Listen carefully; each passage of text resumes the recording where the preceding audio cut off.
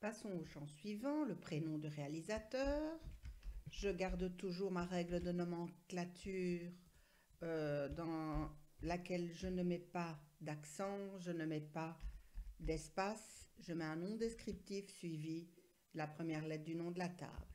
De nouveau, il s'agit ici d'un texte court et à la limite avec 20 et même peut-être 15 caractères, j'ai assez.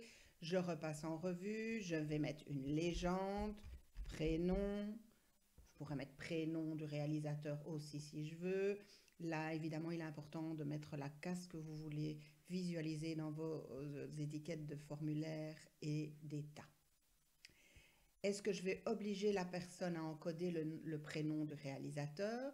A priori, on pourrait se dire, bon non, on n'a pas besoin du prénom, mais il faut vraiment se projeter plus loin et se dire, j'aurai un moment un formulaire d'encodage des films dans lesquels je vais demander à voir tous les réalisateurs qui existent dans la table réalisateur et je vais les voir dans une liste.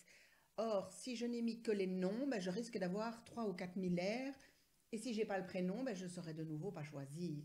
Donc il me faut absolument ce prénom pour pouvoir choisir. Donc je vais dire nul interdit, oui.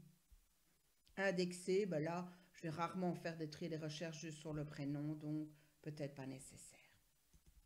Je continue, naissance, R, et là je vais en fait demander une date de naissance.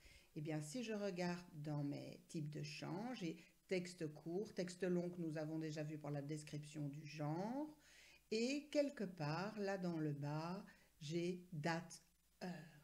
Et donc voilà, le type de champ date-heure vous permet d'encoder, comme son nom l'indique, ou une date ou une date et une heure. Attention, on l'utilise souvent pour la partie date. Une date, c'est bien des jours, des mois et des années. Ça doit être au moins les trois parties. On ne peut pas avoir une date, on ne peut pas définir un champ date si on a par exemple que l'année. Il faudra au moins mettre les trois parties et quelque chose de cohérent, pas le 32e jour du 18e mois qui n'existe pas. Donc le fait de dire date, heure, ça va déjà permettre d'éviter les erreurs. Voilà. Légende, de nouveau, quelque chose d'un peu plus explicite pour mon utilisateur. Attention, si je veux une majuscule, je la mets tout de suite ici.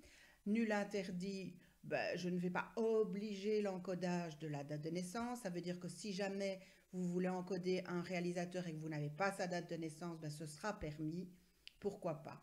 Indexé, je ne vais pas faire de tri et de recherche sur la date de naissance. Donc, pour ce champ-là, je m'arrête ici.